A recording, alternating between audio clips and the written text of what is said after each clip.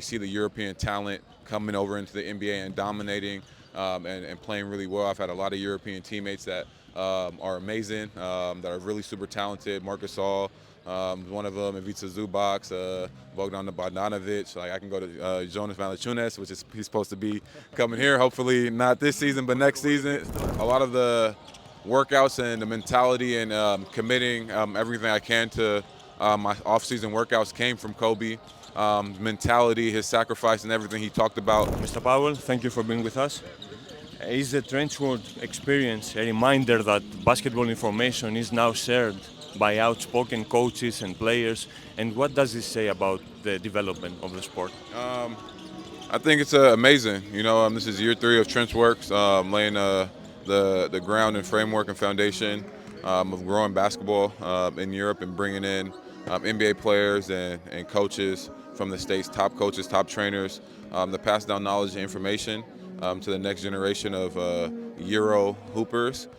It's amazing to see the game grow, the passion from the campers and everybody involved, knowing and wanting to learn. I think it's a great opportunity and a great experience for not only the youth, but also the pro hoopers to understand the different sides of the game. They're really great in understanding the rules and how to play in Europe, but in also understanding terminology in the game as well in the States. It's not your first time in Greece for vacation and clinics. There's this never-ending debate about European and US fundamentals, the differences. What's your take on that? I think it's amazing. It's unique. I think both cultures have their own spin and rules to the game, but you can also see a lot of similarities in the plays and some of the styles. It's just the rules are different. If it's an in and out, you can smack the ball out of the rim. If it's not a clean make, I think that's really cool and unique. Adds a little twist to games. But then also the different ball movement and ball dribbling and things like that. It just adds a different style, and I think the game of basketball is so beautiful because you can learn and take things from both sides of the game and implement it into your game individually and as a team. You see different play calls offensively and defensive schemes happening that come from Europe and also come from the States. And I think that's just the beauty of the game, that both cultures and both overseas and in the States can learn and grow the game of basketball. Here in Europe, many think that it's strange for you to work out in the summer with opponents. They say that basketball in Europe is like a war. Yeah. Do you think that for the player development, are there any secrets, or it's just hard work? I think it's a mix of both. As a player growing up, you've always learned from other players. Your idols, the people that have done it before you. And even like the greats in the game today, you can still learn from them, still pick up tidbits. So when you're crossing paths with them, playing against them in the summer and pickup games, being able to talk to them and see how they think, what they work on, and how they're able to get better. I think there's benefits from that as well, because you're able to push yourself and try new things. And I know over here, it's super passionate, just the way they support their teams and how upset they are with rivals and things like that. I think it's amazing, but I think as players, you have an understanding and respect for the product that's being put out there, because you can't be who you are without learning from one another and the people that have gone before you. How did you develop your workout, your off-season workout, and please explain the influence of Kobe Bryant? Yeah. Honestly, a lot of the workouts and the mentality and committing everything I can to my off-season workouts came from Kobe. Mentality, his sacrifice, and everything he talked about, and putting your all into your passion and what you love to do. Basketball was that for me, and it was all about taking tidbits of what he did mentally to go out there and perform, and what he did to work on his game, and knowing that I might not be Kobe, but I can still put the same effort and the same focus into my game to be the best basketball player that I can be. And that was something that was important to me growing up, and committing the time and sacrificing and doing things that others wouldn't commit to get to where I wanted to be today.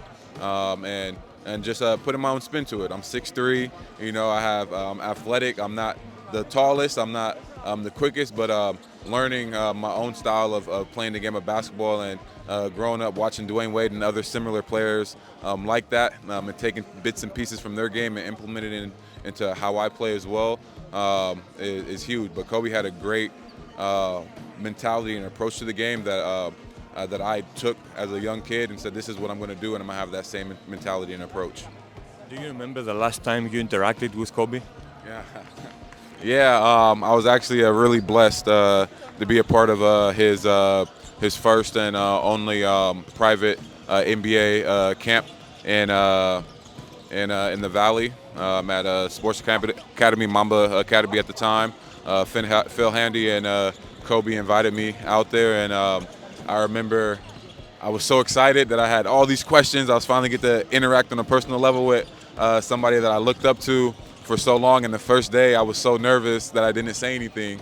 And then the second day, you know, we're going through the drills, and he's talking to me and breaking down the game and things like that. And I was able to actually talk to him on the side, and he gave me some tidbits on just the mentality and the approach and like how to really hone in and focus on the details of your workouts and not just going through a drill, but actually focusing on how you can get better and take advantage of defenses and different reads and things like that. So I thought it was super cool to have that experience with him and to be able to actually ask questions and interact on a personal level with him.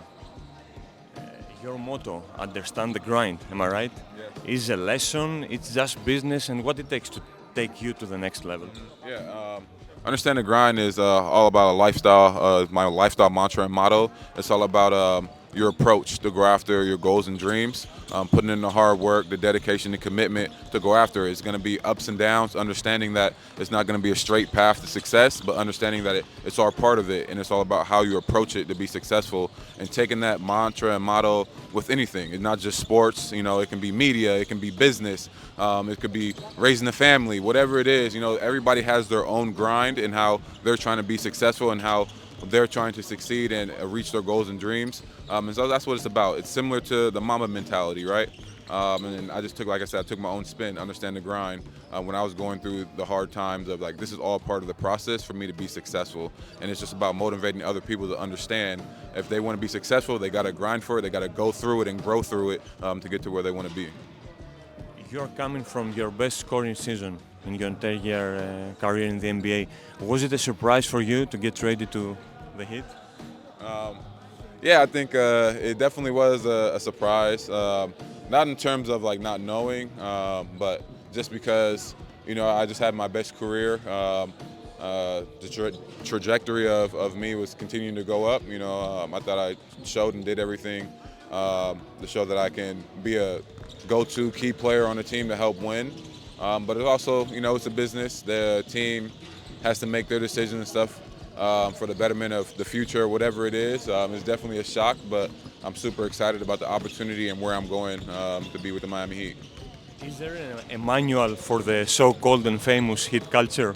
Say it one more time? A manual for the so-called and famous Heat culture. And have you discussed your role with the team, with the front office or Coach Polstra? Yeah, I think the Heat culture is amazing. I think I fit that culture really well. You know, they're a tough, competing, grit team, organization. You know, they lay out the best product to go out there and compete. I'm super excited about that. I think it fits who I am perfectly. So I think it's going to be a seamless transition, and talking to the coaches and the organization as well. They really want me. They're excited to have me.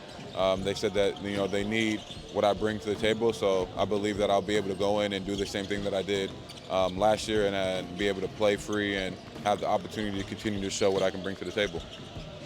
Did your experiences winning a state title in high school and getting to the Sweet 16 with UCLA was something that prepared you for that winning focus, and it was important for you to win to get that ring back in 2019 with the Raptors? Yeah, I think my journey in general has helped me, prepared me for professional sports and being in the NBA, going through the ups and downs, the promises, the business, seeing that side of things, the politics at a young age, definitely helped shape my mind and my focus for what it's going to be like, you know, moving forward and being in the pros, and just knowing what it takes to win. Winning is really hard. It's easy to talk and tell professional athletes or people who are in it from like afar what they do or what they're not doing and how it is, but being on the court, being with a team, it's really hard to win. But every level, being able to make it far and win a championship, make it to the Sweet 16 and fail and get better and learn how you can grow and be better and contribute is all part of the process, and definitely helped going into 2019 to win that championship. You always envision yourself as a leading scoring option. Playing behind DeMar, DeRozan, Kawhi Leonard, or CJ McCollum in your teams was something that prepared you for the role you have now in the league? Yeah, I think, like I said, just being able to watch and learn and talk to and see how they work and operate and what they think and what they see on the floor definitely helped me.